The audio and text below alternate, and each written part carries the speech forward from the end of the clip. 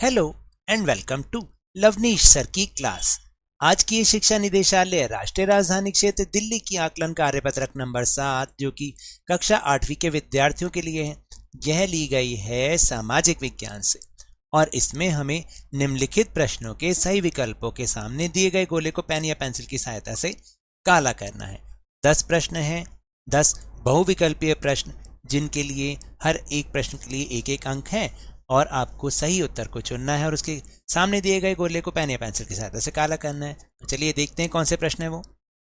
पहला प्रश्न है कि 2015 के नए संविधान के अनुसार नेपाल देश बन गया। कैसा देश बन गया? राजशाही देश, लोकतांत्रिक देश, तानाशाही देश या इनमें से कोई नहीं। सही उत्तर है बी, लोकतांत्रिक देश। दूसरा प्रश्न है कि मौलिक अधिकार भारत के द्वारा सुनिश्चित किए जाते हैं। किसके द्वारा सुनिश्चित किए जाते हैं? राज्य सरकार के द्वारा, संविधान के द्वारा, केंद्र सरकार के द्वारा या इनमें से कोई नहीं। तो सही उत्तर है बी, संविधान के द्वारा सुनिश्चित किए जाते हैं मौलिक अधिकार। ठीक है। फिर तीसरा प्रश्न है कि भारत में तीसरे स्तर की सरकार को कहा जाता है पंचायती राज, केंद्र सरकार, राज्य सरकार या बी और सी दोनों। तो तीसरे स्तर की जो सरकार है वो कहते हैं हम पंचायती राज को। फिर चौथा प्रश्न है कि कानूनों को लागू करने और शासन चलाने की जिम्मेदारी है किसकी? कार्यपालिका, विधायिका, न्यायपालिका, इनमें से कोई नहीं। सही उत्तर है ए, कार्यपालिका की। कानूनों को लागू करना और शासन चलाने की जिम्मेदारी होती है कार्यपालिका की। पांचवा प्रश्न है कि निम्नलिखित में से किसे भारतीय संविधान की अंतरात्मा भी कहा जाता है? शक्तियों का बंटवारा, संसदीय शासन पद्धति, संघवाद या मौलिक अधिकार। सही उत्तर है डी, मौलिक अधिकारों को संविधान की अंतरात्मा भी कहा जाता है। फिर छठा है 14 वर्ष से कम उम्र के बच्चों को मजदूरी पर रखना अपराध है। किस मौलिक अधिकार के द्वारा घोषित किया गया?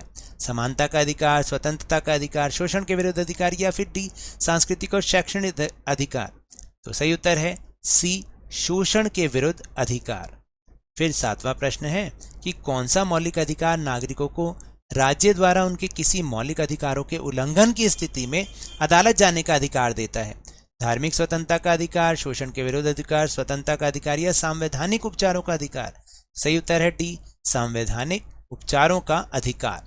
फिर आठवां प्रश्न है कि वह राज्य जो किसी भी धर्म को राजकीय धर्म के रूप में बढ़ावा नहीं देता वो कहलाता है, यानी किसी भी धर्म को वो बढ़ावा नहीं देता बल्कि सभी धर्मों को समान मानता है।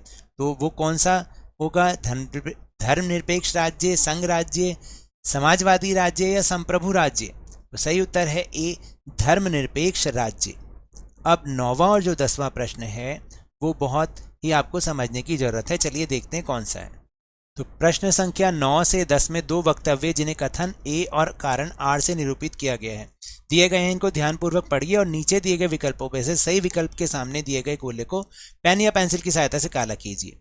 तो देखिए विकल्प कौन कौन से हैं कि कथन ए और आर दोनों सही हैं, कारण आर कथन ए की सही व्याख्या कर, कथन ए और कारण आर दोनों सही हैं लेकिन कारण आर कथन ए की व्याख्या सही नहीं करता। कथन ए सही है जबकि कारण आर गलत, कथन ए गलत है जबकि कारण आर सही। तो कथन 9वें का कथन ए है कि भारत एक धर्मनिरपेक्ष राज्य है। इसका कारण कि भारतीय राज्य किसी एक धर्म को राज्य धर्म के रूप में बढ़ावा नहीं देता। तो इसकी जो सही चॉइस है, सही उत्तर है वो है ए, बिल्कुल ये दोनों सही हैं। और जो कारण है वो सही व्याख्या भी करता है कथन की। फिर 10वें का कथन है कि भारत एक लोकतांत्रिक राज्य है और इसका कारण है कि लोग शासन चलने के लिए अपने प्रतिनिधियों को चुनते हैं। चलने नहीं, चलाने होना चाहिए, यहाँ पर चलाने के लिए अपने प्रतिनिधियों को चुनते हैं। तो बिल्कुल सही है, दोनों सही हैं और कारण भी सही व्याख्या कर रहा है। तो इसका भी उत्तर होगा ए। तो ये तो थी आज की वर्कशीट। मिलते हैं अगली वर्कशीट में, तब तक के लिए धन्यवाद।